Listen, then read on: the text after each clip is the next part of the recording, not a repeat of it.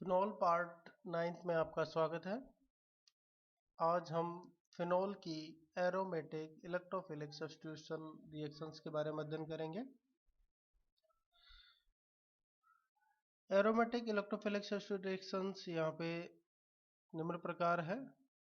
Nitration, जो इससे पूर्व की क्लास में हमने अध्ययन कर लिया है। Halogenation, sulphonation, mercuration, Friedel Crafts reaction, Fries rearrangement and carboxylation. ये रिएक्शन सब यहाँ पे वन बाय वन स्टडी करेंगे। तो शुरू करते हैं हम हेलोजिनेशन से। फिनोल समूह के सक्रिय प्रभाव के कारण इसमें हेलोजिनेशन आसानी से हो जाता है और हमें ट्राई हेलोजन उत्पाद प्राप्त होता है।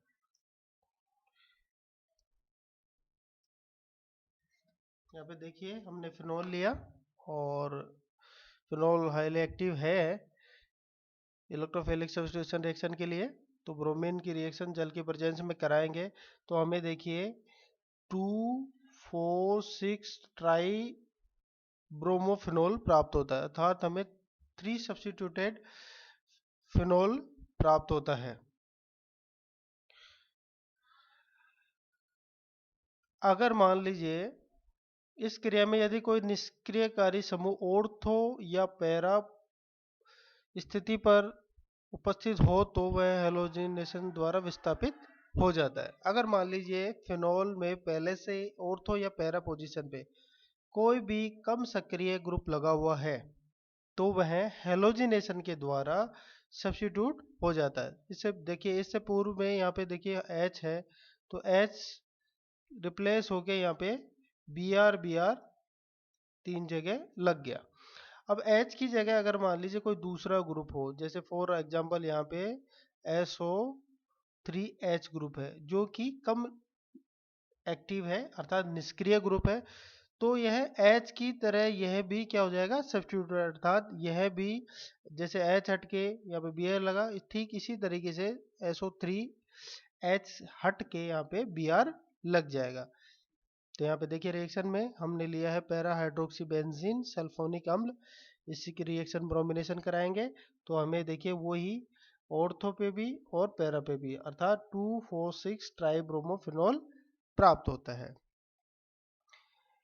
इसी तरीके से अगर हमें फिनोल में मोनोहेलोजन उत्पाद प्राप्त करने के लिए हेलोजिनेशन या हेलोजीकरण कम ताप पर तथा किसी अध्रुवीय विलायक नॉन पोलर सॉल्वेंट जैसे कि कार्बन डाइसल्फाइड, कार्बन टेट्राक्लोराइड आदि की उपस्थिति में संपन्न करवाना होगा। क्योंकि इससे पूर्व में देखिए हमें ट्राई सब्स्टिट्यूटेड हेलोजन कंपाउंड के उत्पाद प्राप्त हो रहे हैं। अगर मान लीजिए हमने मोनो सब्स्टिट्यूट प्राप्त करना हो तो हमें क्या है, 2 कंडीशन में बनानी होगी। नंबर 1 कम टेम्परेचर पे कराना है और नंबर 2 नॉन पोलर सॉल्वेंट हमें लेना पड़ेगा। अगर यहाँ पे देखिए हमने नॉन पोलर सॉल्वेंट ले लिया और 0 डिग्री सेल्सियस पे हमने रिएक्शन कराई तो हमें देखिए ऑर्थो और पैरा मोनो सब्स्टिट्यूटेड कंपाउंड प्राप्त होते हैं। इससे पहले देखिए हमने पोलर सॉल्वेंट लिया है, H2O क्या है, पोलर सॉल्वेंट लिया है, तो हमें ट्राई सब्स्टिट्यूटेड प्राप्त हो रहा है। और अगर हम नॉन पोलर सॉल्वेंट लेते हैं और 0 डिग्री टेम्परेचर पे अर्थात कम टेम्परेचर पर हम रिएक्शन कराते हैं तो मोनो सब्स्टिट्यूटेड अर्थात ऑर्थो ब्रोमोफिनोल और पैरा ब्रोमोफिनोल हमें प्राप्त होता है। अब लेते हैं सल्फोनीकरण। फिनोल आसानी से सल्फोनीकृत होकर ऑर्थो वह पैरा हाइड्रोक्सी बेंजीन सल्फोनिक अम्ल बनाता है। अर्थात यहाँ पे देखिए ऑर्थो और पैरा दोनों तरह के कंपाउंड बनेंगे सल्फोनिक अम्ल के। यदि हम कम ताप पर संपन्न कराई जाती है रिएक्शन, अगर हम क्या करें कम टेम्परेचर पर कराएं तो हमें ऑर्थो उत्पाद अधिक मिलेगा और अगर हाई टेम्परेचर पे कराते हैं तो पैरा उत्पाद हमें अधिक मिलेगा। तो यहाँ पे ये देखिए हमने ले लिया है फिनोल और फिनोल की रिएक्शन हम सांद्र सल्फ्यूरिक एसिड H2SO4 के साथ कराते हैं। टेम्परेचर हमने रखा है कम, 15 से 20 डिग्री सेल्सियस। कम टेम्परेचर पर कराते हैं तो हमें देखिए ऑर्थो और पैरा दोनों उत्पाद मिल रहे हैं। ऑर्थो हाइड्रोक्सी बेंजीन सल्फोनिक अम्ल और पैरा हाइड्रोक्सी बेंजीन सल्फोनिक अम्ल हमें प्राप्त होता है, लेकिन टेम्परेचर कम है, इसलिए यहाँ पे देखिए ऑर्थो उत्पाद अधिक मात्रा में बनेगा। पैरा की उत्पाद की मात्रा कम होगी और ऑर्थो उत्पाद की मात्रा क्या होगी, हमें अधिक, अर्थात ये मेजर होगा, मुख्य उत्पाद के रूप में होगा। यही रिएक्शन अगर हम हाई टेम्परेचर पर करा दें, अर्थात अब टेम्परेचर 15 की जगह क्या कर दें, हम 100 डिग्री सेल्सियस कर दें, टेम्परेचर बढ़ा दिया हमने रिएक्शन में, तो हमें प्रोडक्ट तो दोनों मिलेंगे, अर्थात ऑर्थो और पैरा दोनों ही मिलेंगे, लेकिन परसेंटेज ऑफ प्रोडक्ट अर्थात पैरा प्रोडक्ट हमें ज्यादा मात्रा में प्राप्त होता है। तो हमें यहाँ पे ये ध्यान रखने की आवश्यकता है कि सल्फोनीकरण में sulphuric acid, concentrate sulphuric acid के साथ रिएक्शन करानी है, और अगर टेम्परेचर हमें कम रखना है, कम रखते हैं या कम टेम्परेचर पे रिएक्शन कराते हैं, तो हमें ऑर्थो प्रोडक्ट अधिक मात्रा में प्राप्त होता है। और अगर हम टेम्परेचर हाई रखते हैं, अर्थात 100 डिग्री सेल्सियस के आसपास हम रिएक्शन कराते हैं, तो हमें पैरा प्रोडक्ट अधिक मात्रा में प्राप्त होता है। अब लेते हैं मरकुरीकरण। फिनोल का आसानी से मरकुरीकरण हो जाता है। जलीय मरकुरिक एसीटेट के साथ गर्म करने पर यह मुख्य रूप से ऑर्थो उत्पाद देता है, अर्थात फिनोल की रिएक्शन हम अगर मर्क्यूरिक एसीटेट से करा दें in the presence of water, अर्थात जलीय विलयन के हो किसका, मर्क्यूरिक एसीटेट का के रिएक्शन कराते हैं, तो हमें ऑर्थो एसीटोक्सी मरकरी फिनोल हमें प्राप्त होती है। ये देखिए हमने फिनोल लिया है और यहाँ पे देखिए ये क्या है, मर्क्यूरिक एसीटेट है, इसकी रिएक्शन कराते हैं तो यहाँ से H यहाँ से का सब्स्टिट्यूशन होगा, ये H का सब्स्टिट्यूशन होगा, ये H निकल जाएगा और उसकी जगह क्या जुड़ जाएगा, HgCOOCH3 और एसीटेट हमें प्राप्त होता है।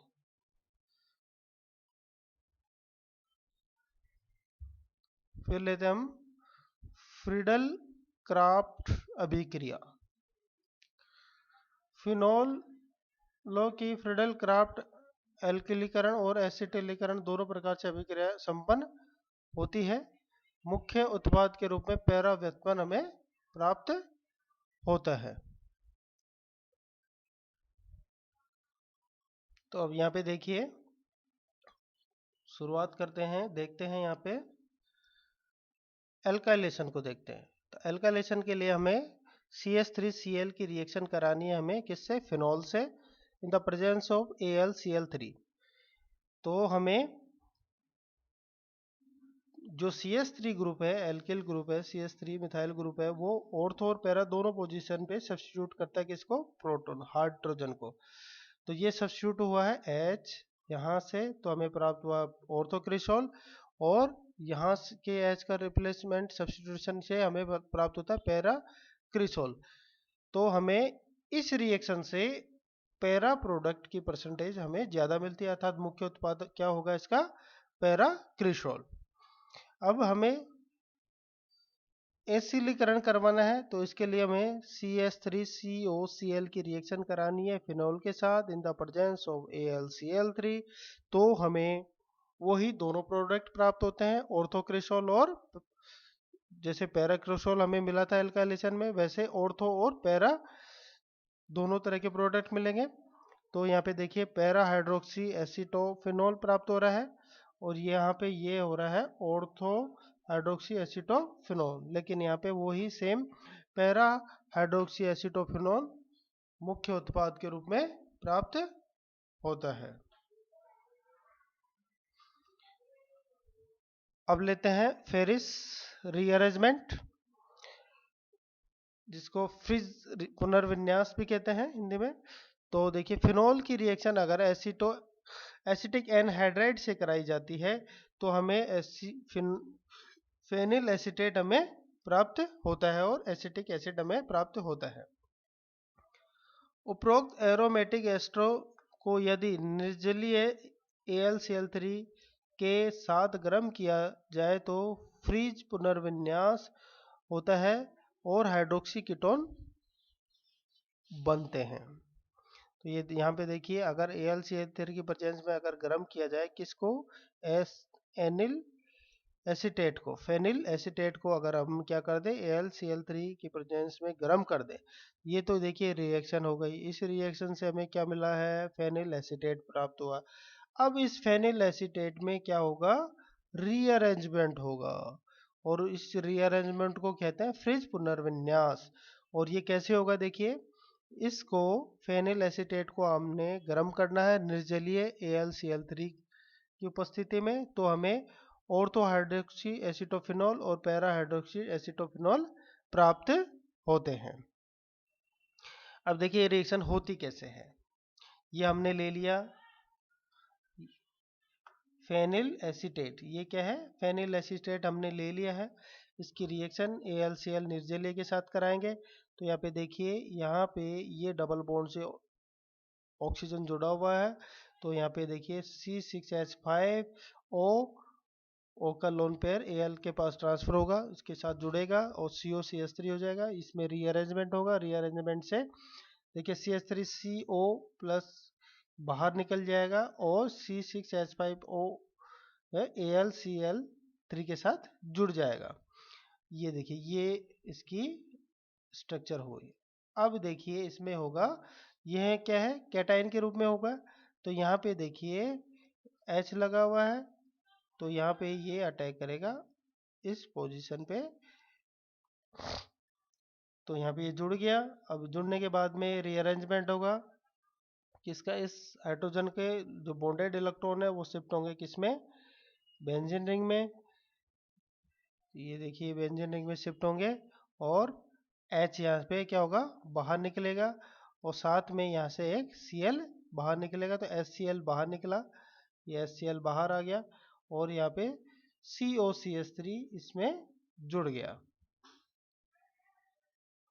ये इस तरीके से रीअरेंजमेंट, और यहाँ से एक Cl बाहर, तो HCl बाहर, और यहाँ पे बेंजीन रिंग पे O AlCl2 COCH3 यहाँ पे जुड़ गया। अब ये देखिए वाटर की प्रेजेंस में यहाँ पे ये बाहर निकल जाएगा,